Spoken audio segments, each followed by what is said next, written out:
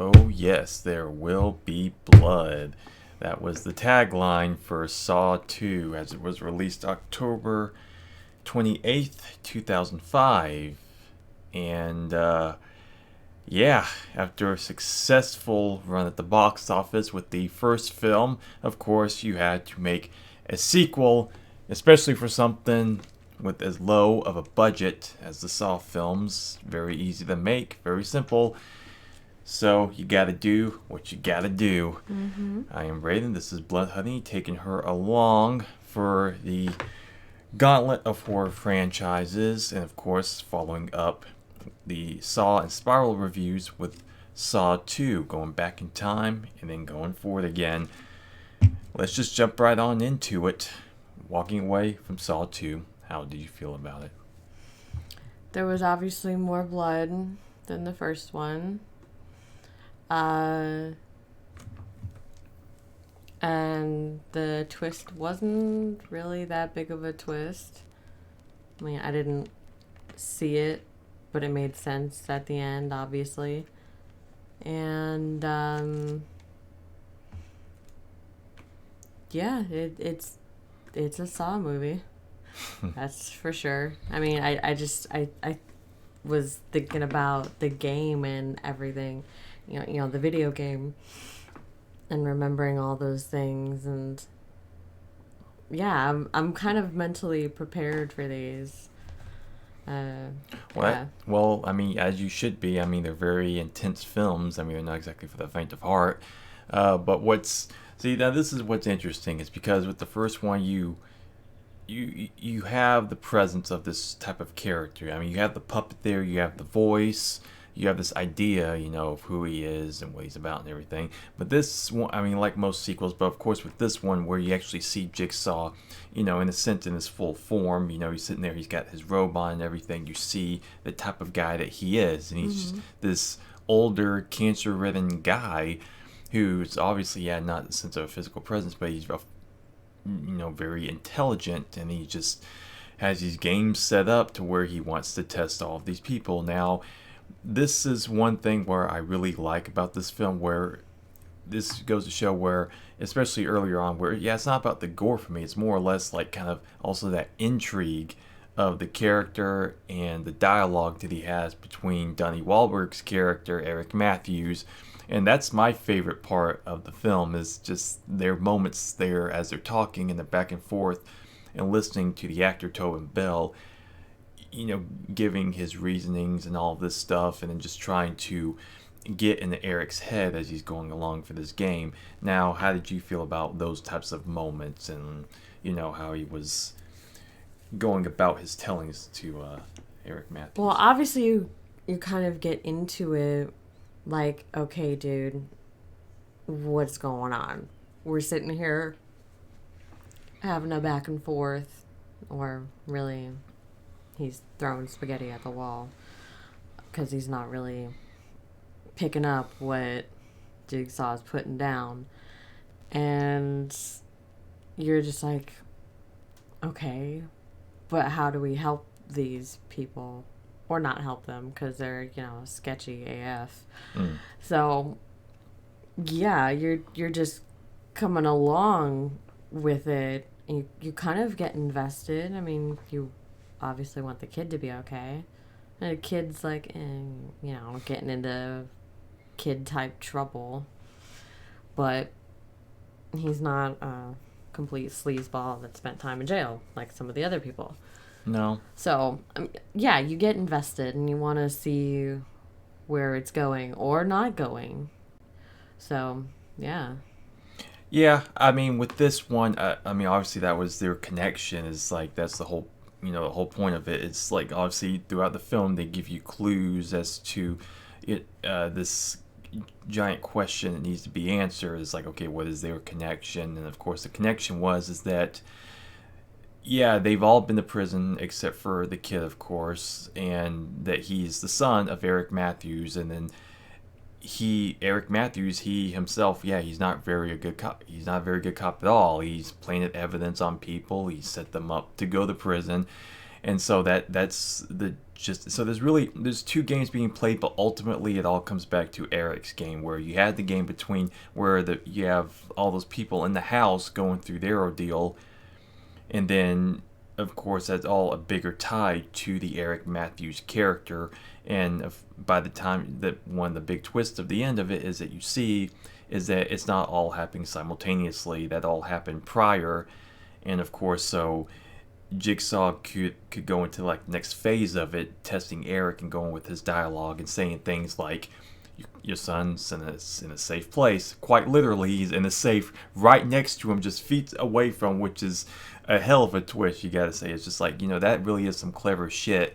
The way that they went about that, I mean, it's quite intriguing. Now with the Amanda character, of course, we see that she is actually in on it, and she was in the previous film with the reverse bear trap, very iconic moment from the first film.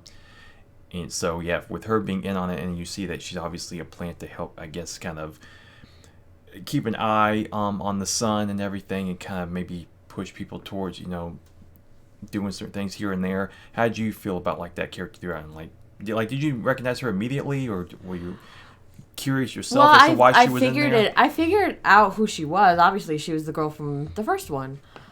But no, I didn't know she was in on it. But the reveal wasn't really like that shocking to me. Mm-hmm. Yeah, I would say this twist in particular. Yeah, it's not as shocking, obviously, as like the first movie, but that really need to be. I mean, there's enough of a twist there. It's really the game itself. Like again, just going back and realizing the time period in which it was all kind of taking place, and just the culmination of it all, because it's pretty. When you break it down by the end of it, it's actually fairly straightforward and very intriguing once you get the understanding of it, and you're like, okay, yeah, so he's looking for an apprentice because obviously he's dying of cancer, and that's his whole thing. Is that you also jump into his backstory a little bit more and get an understanding of why he's doing it. So you realize he does have cancer, and one of his doctors, of course, Dr. Lawrence Gordon from the previous one, you saw his name on the sign, that he had attempted to kill himself shortly after the fact. And so he's realizing that what his body can go through versus what it can't go through, and that's one of the many points to kind of give him his ideal of wanting to test all of these people. Now, what did you think about that? Were you intrigued by all of that? And did you find it to be a fascinating motivation for the character? I can't say I would want to do the same thing if I were in that position. I mean, knock on wood. But, I guess to each their own. I don't really want to judge or do a deep dive into that, because that's some crazy mental stuff going on there. But I guess when you face that sort of mortality, it's like maybe switches get flipped, or heck, you don't know. I mean, maybe he was on some sort of chemo, and chemo does things and changes your chemistry and makes you want to think and do things. So, I mean, it could have been him, it could have been that, it could have been both, or I don't know. But I guess that's part of trying to figure it out, or not. It could be none. You don't really know the complete picture, but that's an interesting little aspect to try to think about. Well, that is an interesting point to try to bring up. I mean, because that's basically what he's doing, is that he's trying to get a greater understanding of, just general human nature. And he does raise some interesting questions. That's kind of like the whole point, is that, so you don't really need to, go all in with his philosophy. Be like, you know what, that Jigsaw guy has a point. Not really. I mean, because as I've said, I feel like, it's maybe in the later films, especially, I'm going to be most curious also to see, once we start to unravel a little bit more of some of this stuff, exactly how you're going to view it. But, especially with these earlier films, I mean, some people would sit there and say, but oh yeah, these films, it's just oh, he's, I guess, preaching to you and just like acting like, oh yeah, like Jigsaw, what he's doing is a cool thing, but like, not really. I mean, he's, like I said, in this film, he's kind of challenged on that. Like Eric Matthews says certain things to him to say, like I said, putting a gun to someone's head, forcing them to pull the trigger is still murder, or like, oh yeah, you don't use your cancer as an excuse for that. He does get challenged on this stuff, but at the same time, like I said, it's the dialogue between the two, and what he's trying to get them to see is just like the fabric of human nature. It's just like why some people act or react in certain states that people find themselves in. Mm-hmm. And so, like, in the general idea and where he's coming from and what really kind of adds layers to the character and kind of getting into his mind and what he's about is actually kind of intriguing to actually understand. And that's the whole point of his game, is that he literally had to kind of just sit there and listen to him and not do what was kind of his instinct. What he normally does is that use like brute force, and to not listen and to just, like I said, just beat on him and everything, and then you see where he winds up in the end. It's like, so got me, because if you kind of imagine yourself in Eric Matthews' position, I've been like, yeah, it is a tough position to be in, like when you think that your son is in direct jeopardy at this point in time and you realizing everything. But that was his test, of course, because you realize that, yeah, he cares about his son, but at the same time, though, it's just his approach to a lot of things is not really the best way, So Yeah. so it does leave some interesting dynamics between those two characters, and kind of like two sides of the same coin, and like how to approach things, how not to, but to understand like kind of both sides as to what is. That's a whole nother thing. We can do deep dives Exactly. into all kinds of movies, not just these ones, the philosophy and whatnot behind things, but these thinking sort of horror movies are obviously very thinky. Yeah. I mean, obviously, I know it doesn't get like as methodical in certain ways as it kind of goes on. Not to say though, I mean, for me personally, there's still some really cool moments, like just dialogue moments in the series later on, but yeah, but like as I said, just like kind of like in this earlier stage, there are kind of like these cool moments, and I just like stuff like that. I like it when when movies like this can make me more intrigued just to watch two characters talk to one another, as opposed to like the more action side of things with just all the people in the house.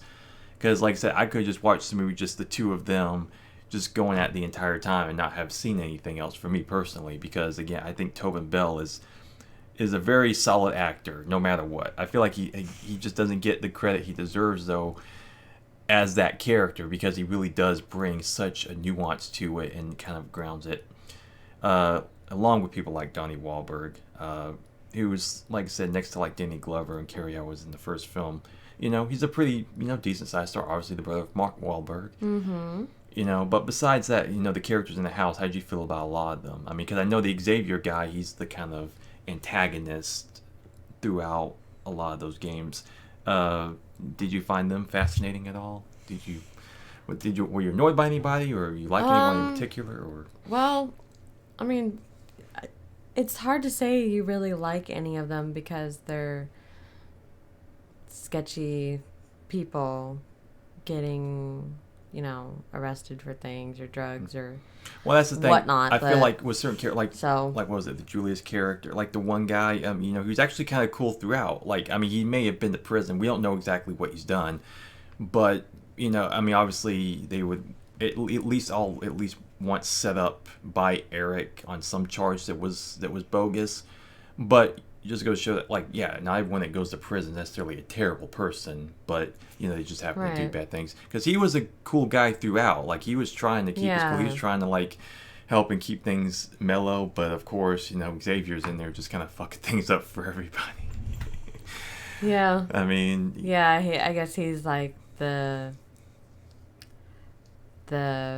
mega sketchy dude. So I guess he played his part well, and oh yeah, most definitely. Yeah, he's very good in it. Because the one guy at first, like when they first wake up in the room, he just gets his brains blown out immediately, just looking through the peephole and everything. Is just like, that's kind of a cool thing to quite literally start things off with a bang, just kind of get the ball rolling. And so all throughout, of course, they're falling to these traps. Obby, of course, the furnace scene, pretty tense moment. You see that where he could have twisted the knob, like I said, you just gotta listen to all the little clues, but you realize he didn't do that, and so he died. And and actually going to Spiral, you could actually see a picture of him on a wall, like when they were doing like some investigation stuff. I remember watching Spiral, and I noticed his picture on the wall immediately, like a little Easter egg from Darren Lynn Bousman. Yeah, I'd have to go back and watch that again because I kind of want to anyway because it was really good. But yeah, I'll find all those little things. Yeah, and I would say that probably the most iconic trap, besides like the opening, trap, of course, is It's the hand one, isn't it?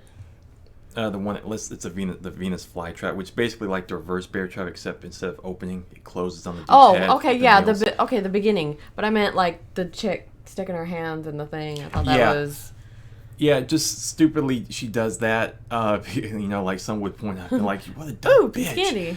Yeah, but you could argue by that point, of course, like I said, she's probably not the brightest one in the group, and also by that point, everyone's just kind of screwed up. They're not thinking straight. They're just grabbing, and they're just like, she was just lost in that moment. So I just play it to her just being completely just not paying attention to a damn thing and realizing the situation she put herself in. But she didn't have to put the second arm in it. I will say that. It's like, you at least could. So she just left there, like, just to bleed out, I guess, and it sucks. But I would say probably the next, like, iconic trap from this one is the needle pit. Very simple, but very effective. Yeah. It was meant for Xavier, but of course he throws Amanda into it. And so it leads for a very just intense scene, just like needles, because a lot of people don't like needles, and you know that was a very high cringe fest for many people when they first saw that moment. Yeah. Yeah, and yeah, I don't really do needles, but I have some I would hope tattoos. you don't do needles. No, that's the weird thing. I still I flinch and cringe if I have to have blood drawn or whatever. If I'm going to the hospital and I have an IV, which I have done, not in a long time, but I have tattoos. So go figure, right?